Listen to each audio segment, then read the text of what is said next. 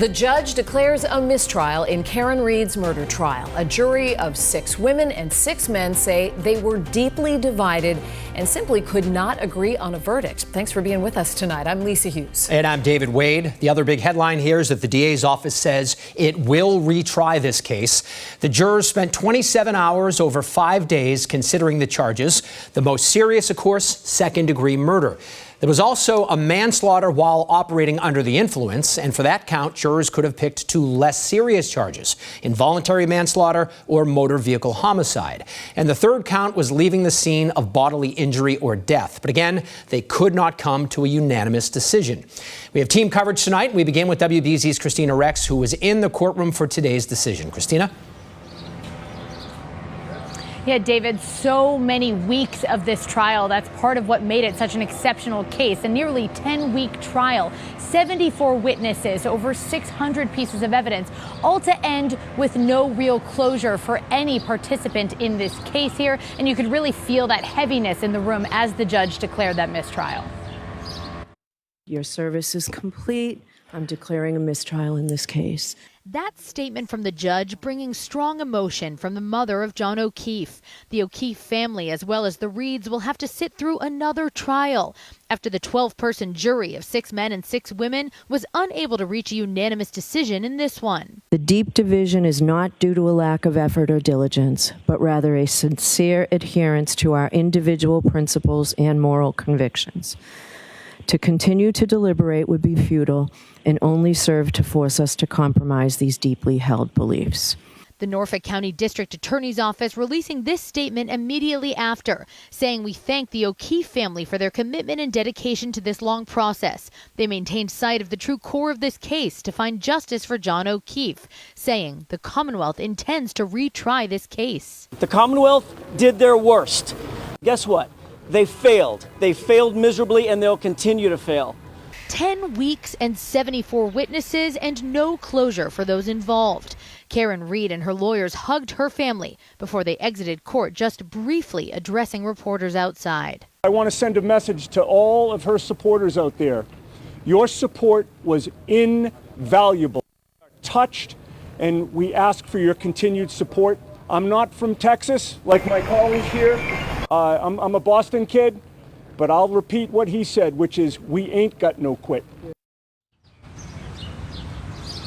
And I do want to point out, Karen Read did not say anything to reporters outside the courthouse after that mistrial was declared. She has been pretty vocal with reporters. I've spoken to her many times outside of court until the last few days, when she's really started to shy away from the cameras.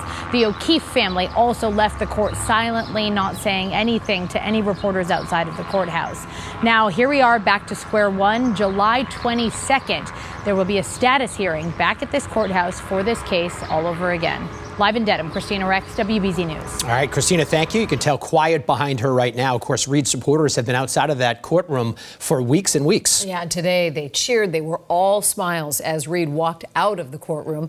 WBZ's Tammy Mutasa continues our breaking team coverage from Dedham. And Tammy, some of these people were there every single day. Yeah, David and Lisa, they were. But, you know, this mistrial is not the outcome anyone wanted. On one hand, Reed supporters are happy she's not behind bars, but they think she is not guilty.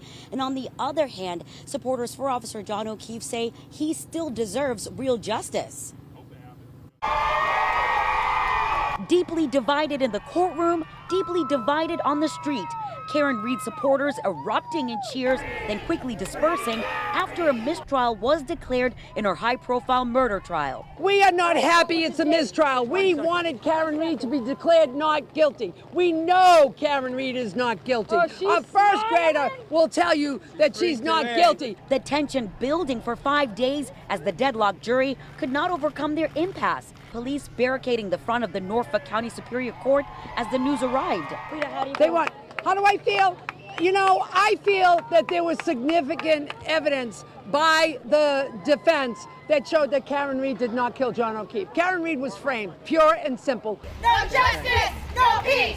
Before the mistrial, Dressed in blue, supporters for Officer John O'Keefe took their own corner of the court, some saying a hung jury is better than a not guilty verdict because Officer O'Keefe still deserves justice. I could not believe that people actually believe this conspiracy theory because she is clearly guilty, and it makes me really, really sad. So whether some believe Karen Reed killed her boyfriend with her SUV or that she was framed, the division in the jury reflecting in the community, and now no one wins. For a long time, I believed she was innocent and I didn't support him, okay? And then over time, I looked further into the evidence and I realized, oh my God, she did it.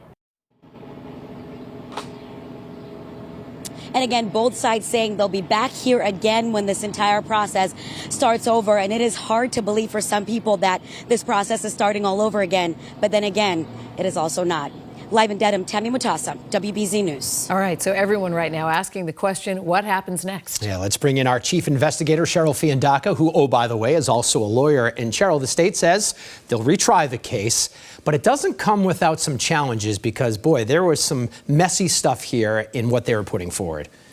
For sure. I mean, one of the things, and you and I have talked about this, has been, you know, the charges in this case. A second-degree murder charge, some people believe that that is overcharging in this case. So maybe the prosecution will take a look at that.